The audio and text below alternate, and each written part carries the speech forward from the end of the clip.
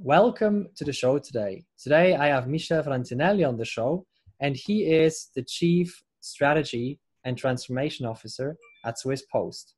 And I'm very, very excited to talk to you today and hear a bit more about your story, what's going on, what you're most excited about right now, what's happening, and some of the lessons that you learned along the way. So Michel, thank you so much for being here. Let's maybe dive right into your story. So can you share some of the defining moments that you felt that really shaped you as a human being, that really shaped you as a leader? Thanks, Daniel, for having me. Beautiful question to start with. I think I need to tell you that one of my backgrounds, not in business, but privately, was that I loved doing sports. Maybe I don't do enough nowadays, but for me, that really shaped me a lot, having not the possibility to decide whether I would be ready to train today or not, but having to, doing gymnastics. So that is something that you don't like to do normally every day because sometimes you're tired. So I learned really quick to go beyond barriers, to try new things, to motivate myself. And I think that shaped me a little bit, to be challenging, liking to do new things, but then also being good at doing the next big thing, not only trying to. That's an interesting one. Also, coming from sports, very, very often, interestingly, many of these things come outside of the direct business and day to day and everything. Many things are sort of like outside. Sometimes it's family, sometimes it's sports, sometimes it's this or something like that. Very interesting. And something else I'm very curious about is always like some of the people along the way, because very, very often it has also to do with people when we get shaped along the way. Is there somebody that you remember along the way that you felt really shaped you or had a big impression on you? There is many of them, yes, sure. I mean, I'll try to give two examples. One was when in my former career, on my first steps, learning to fly. I was educated to be a teacher. Firstly, and then I changed to the Migros in, what year was that? 1999. Yeah. So I started my career in the Migros Club School, and I had so many wonderful people around me that were educating adult people in these classes. But I also had buildings, and I got to know 2,500 people, not everyone in person, but so many very interesting stories. And what I learned there is that you should never forget along the way that these people, they know a lot. They can give you so many inputs. And I give you one. I was in BL also, responsible for the centers there. And I met the person that was responsible for the caretaking of the house, doing everything inside the house. And we had some problem with cost efficiency. And when I came there, I just invited him for a talk for half an hour. And I asked him, so why are we not able to have a bit more of a cost takeout? And then he offered me some really innovative solutions. No one thought about them before. And we did it and it worked. It was just the thing that I had to motivate him to speak out, to tell me what he's capable of. So that was one thing. And I hope that I still do this today, being not only a good listener, but then doing what these people propose, if possible. And the other thing is I was actually quite young when I could learn from really inspiring person inside Migros then. Like one was Herbert Bolliger, who was the CEO of Migros Aare at that time. And that really impressed me how quick he was capable of understanding topics, discussing them with his staff, and then acting immediately, not after weeks, not after months, but within 2-3 hours. I think that is still something pretty common in retail, but that impressed me a lot. Yeah, these are some big ones, especially also when it comes to, decision making. And, when we get to have people that we work with, either as team members, also as bosses, that, that we can work well with, where there's not a lot of misalignment in terms of, values, in terms of mindsets and things like that. That's a really big one. Now, I'm really curious about what drives you. So, you're driving this topic of transformation, the strategy at the Swiss Post forward very actively. And, there's lots of interesting things, lots of challenging things every single day. I'm curious, what is it that gets you up every morning? So in that case, I'm actually quite a simple person. There's just two things. One is I can still every day feel the hunger for success. It's quite simple, actually. I like to get success for Swiss Post.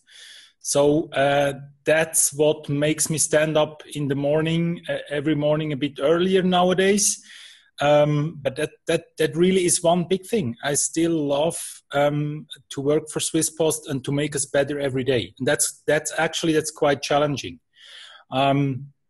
So that's a big part. And the other one is working at strategy department is really beautiful because you get new topics every day. Sometimes you get a bit too much of them every day, but normally you really get new topics, may it be in operations, may it be in market screening, may it be in digital, in efficiency, whatsoever. You get new topics every day, and you are a little bit the key holder to combine these topics cross-border. I mean, this is like something that everyone talks about, but there's not too many inside the corporation that can do it.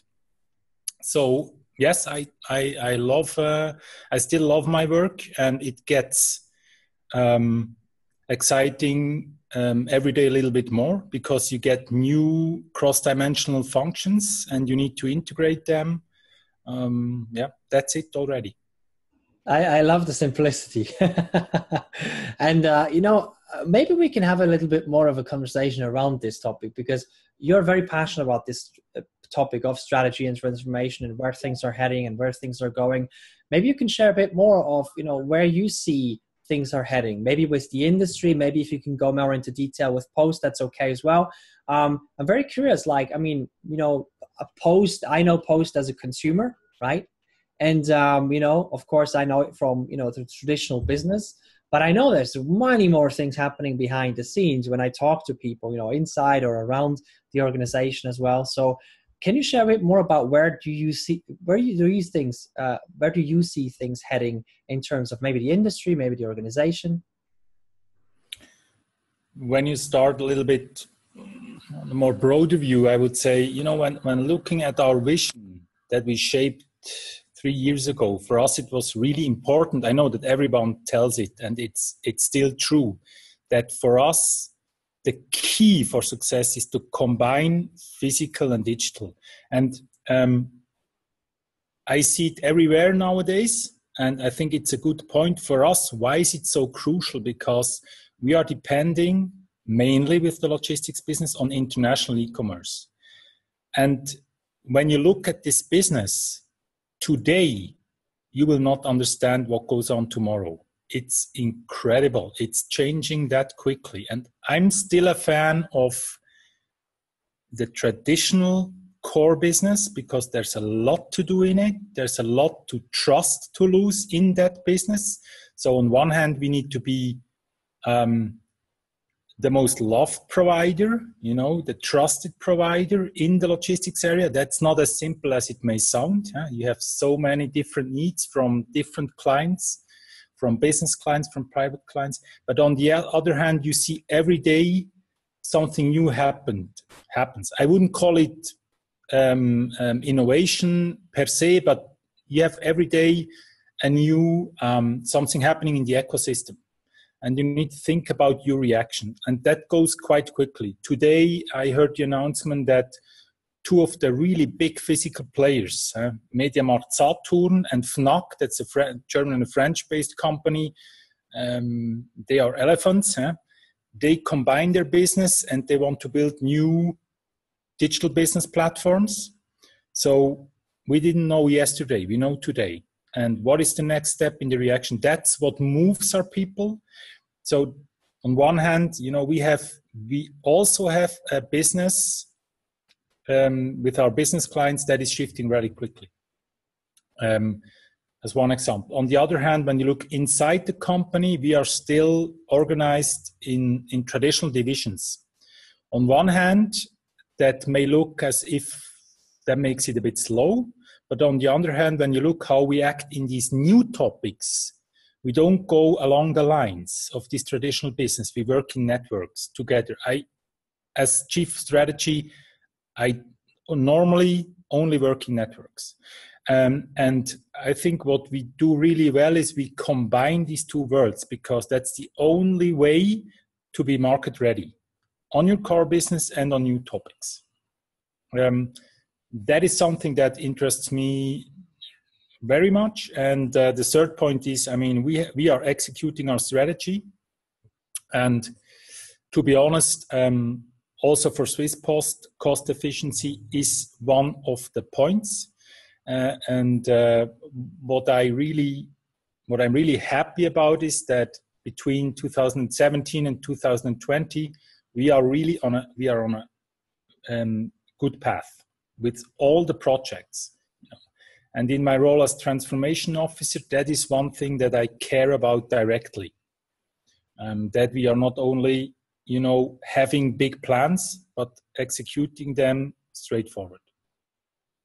Now that's, definitely, there's some very exciting things happening there, especially with that combination of, the physical and the digital world. And I love that, this is the core piece as well, because it's almost never just about abandoning the ship and jumping on the new thing, because there's so many things that, over the years that have been built in terms of assets. And now with this wave of digital, it's not just, everything's going digital, which is like, well, everything's new and different and everything. Well, yes, but there's so many assets that, have been built that can be leveraged in incredible ways different than from an internet company, so to say, And that's what I love about this more industrial world, the heavy asset world. Mm-hmm. I love that there's so much to leverage as well already.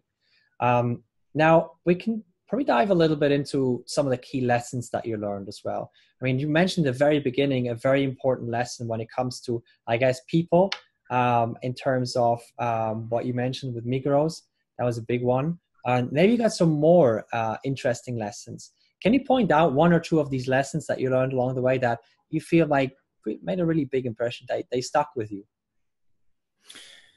Yes, there's so many. I will start with the people, because I'm still a big believer that it's the people that make the difference. And it's not, that's not just a saying.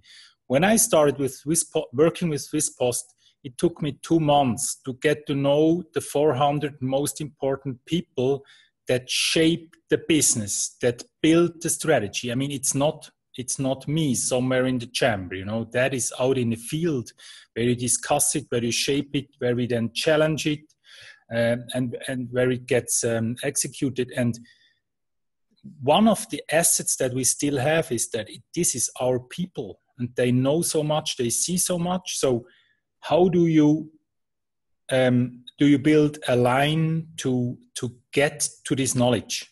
You will not just by accident know, this person knows a lot about distribution, the right one.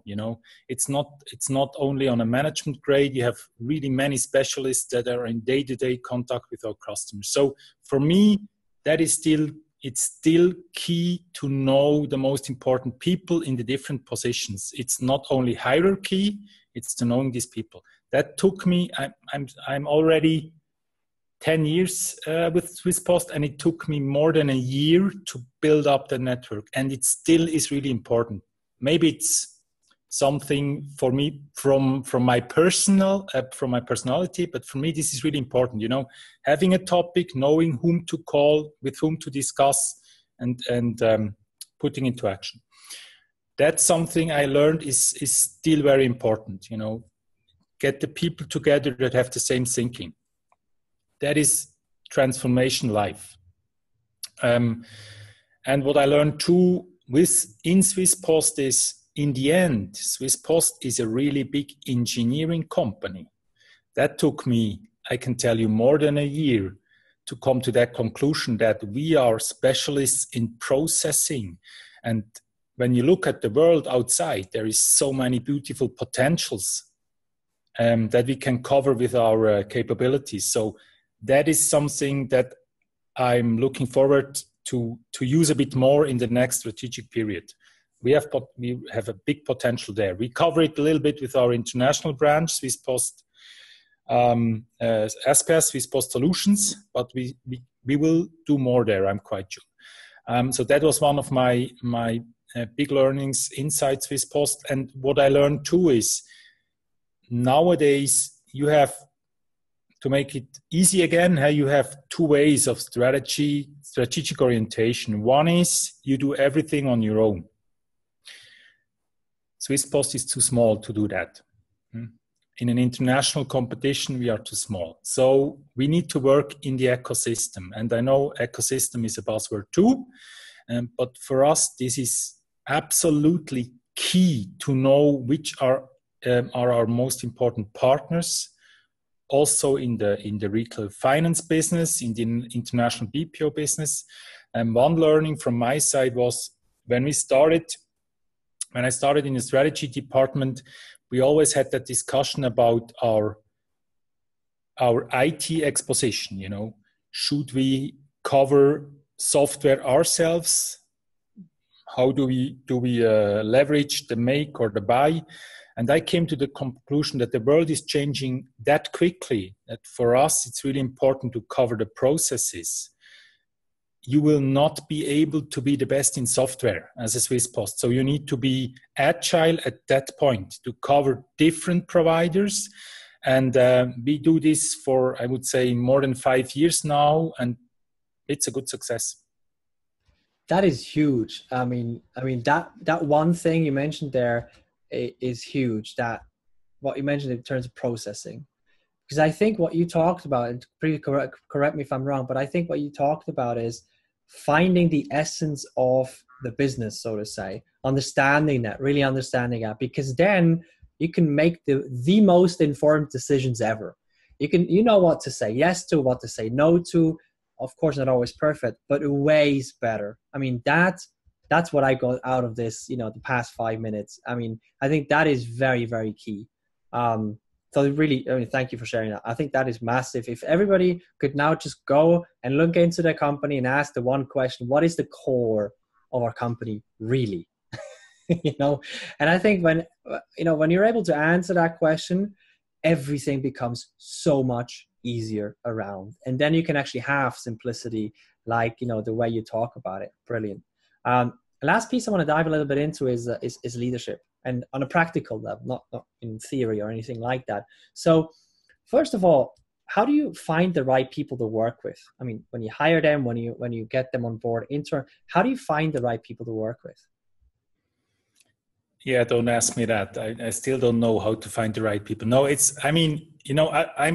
hiring. I can say that officially. I'm hiring. We'll be hiring one person, and I'm right into that question now for practical reasons. One thing is that I don't think that you can be born or educated to be a strategist. That is a combination of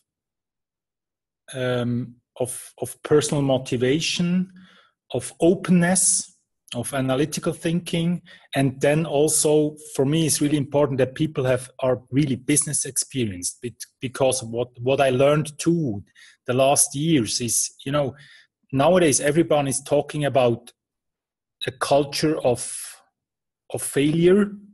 I don't like that. I never talk about a culture of failure. I want a learning culture. I don't incent my people to do mistakes. I want them to win. So You need to have people that are able to understand when something happens in the market. How can we use that? And that is not the question about core and not core. It's the question about, does it really go beyond the reality checking or not? And these are the people I am looking for that can transform things they see in the market into viable models.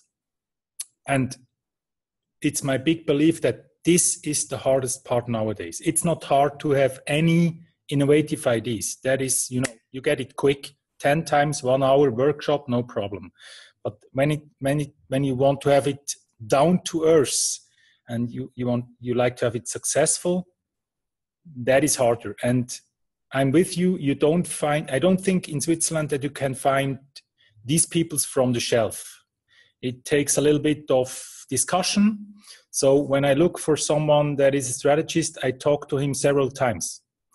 And this is just the one part. The other part is when you are moving in small teams and in network, this is really crucial. You need to find people that are capable from the beginning to work in that, to work with teams, to work with everyday other people, to restart working every day on new topics. So that's something you need to like. And altogether, that's a profile that you don't find just around the corner. Yeah, that's true. That's also a big point you mentioned, not off the shelf. I mean, today, I think most jobs are just simply, or most people's roles are simply not off the shelf. Things are changing too quickly to be off the shelf. Once you come off the shelf from the university, everything's different already, right?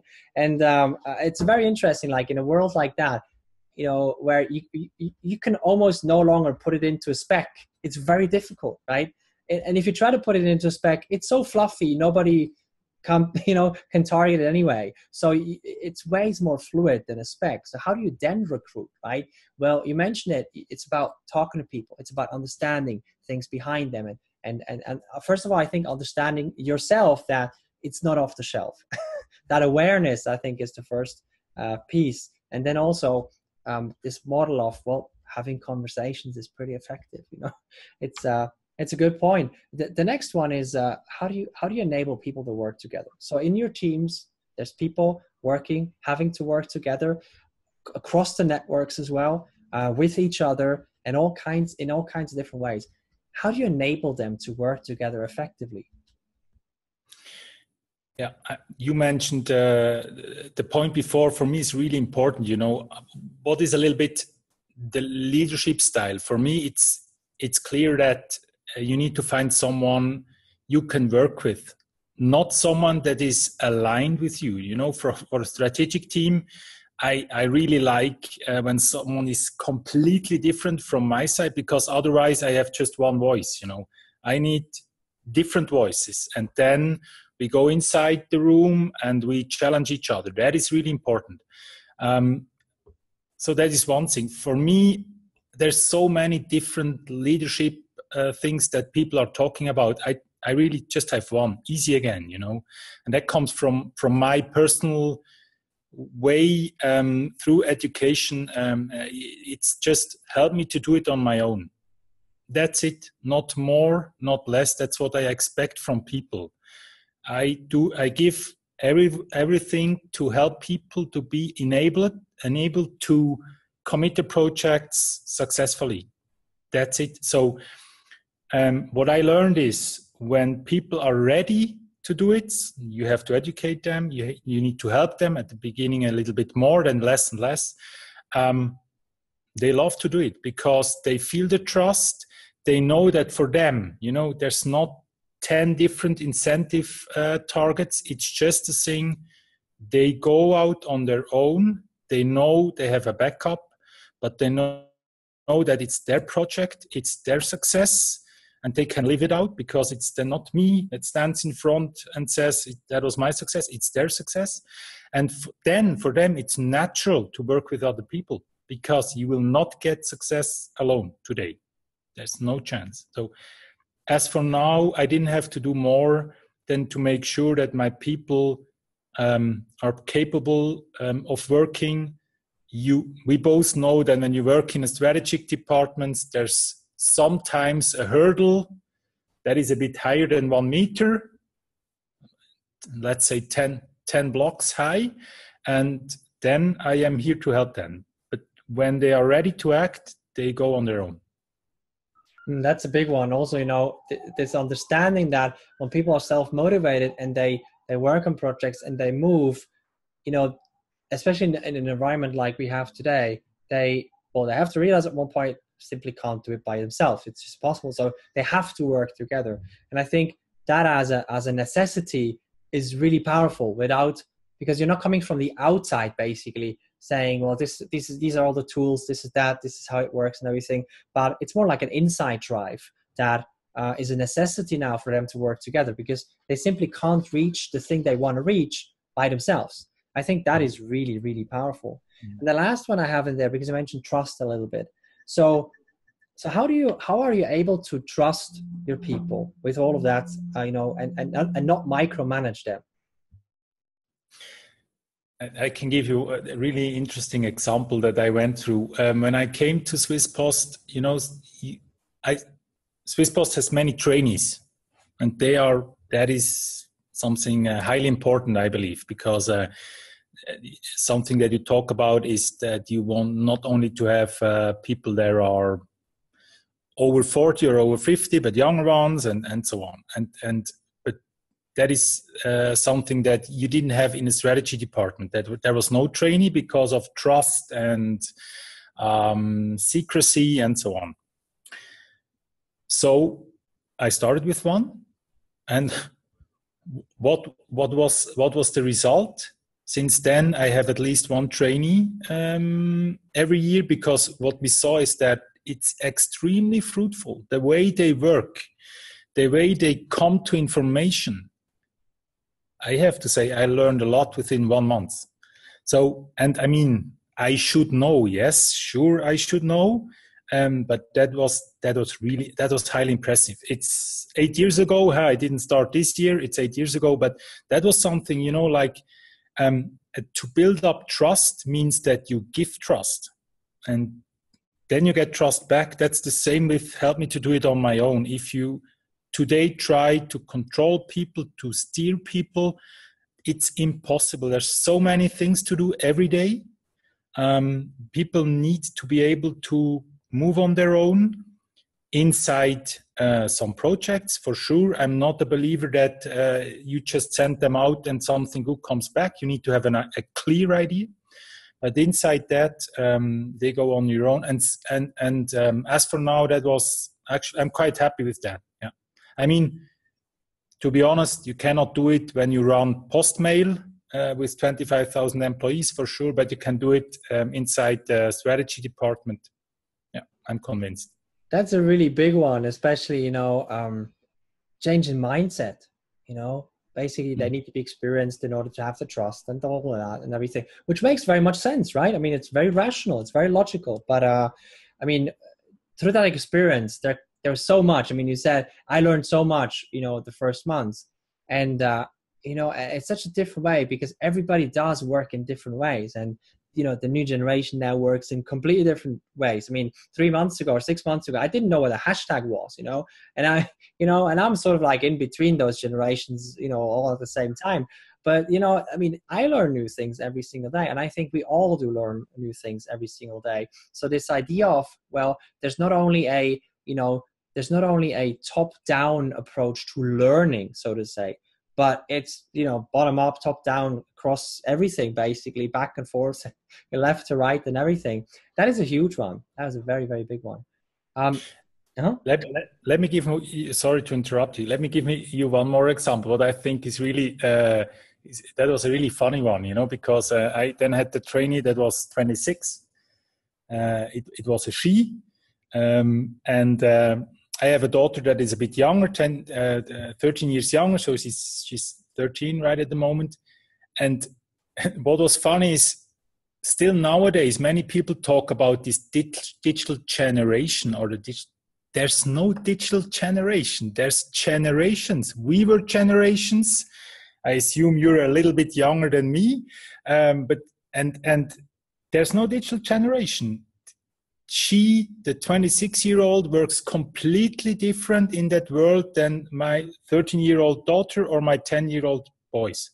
Completely different. The way they live, the way they use technology, there's something completely different. So that is a learning too, you know, to make sure that you don't think now I have the digital generation in my corporation, it's all fixed. No, that wouldn't be good.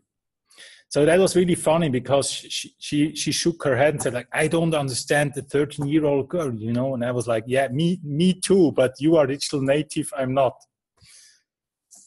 Yeah, it's basically saying, well, we can't just box all these, you know, ages into this is sort of like the theme of those generations, and this is not, and you know, and yeah, I mean, everybody and every, you know, now I think the divide is even getting like, you know, in shorter increments. You know, maybe it was like there was a difference between 30 years where people worked more or less the same and then this, and now it's maybe 10 or 5 or whatever, where everything's changing again and again and again and again. And it's very fascinating. So, I mean, thank you so much for sharing all your insights and inputs and the great stories. I love stories, obviously, and you know, the more practical and useful they are, the better. So really appreciate you being on the show and sharing all of this. What we're going to do is below this video, we got a link to some of the sources, so the company page, of course, also your social media profile, so people can check out, you know, and what's going on, what's happening, learn a bit more about you, and also connect with you, of course. So thank you so much for being on the show. Really appreciate it.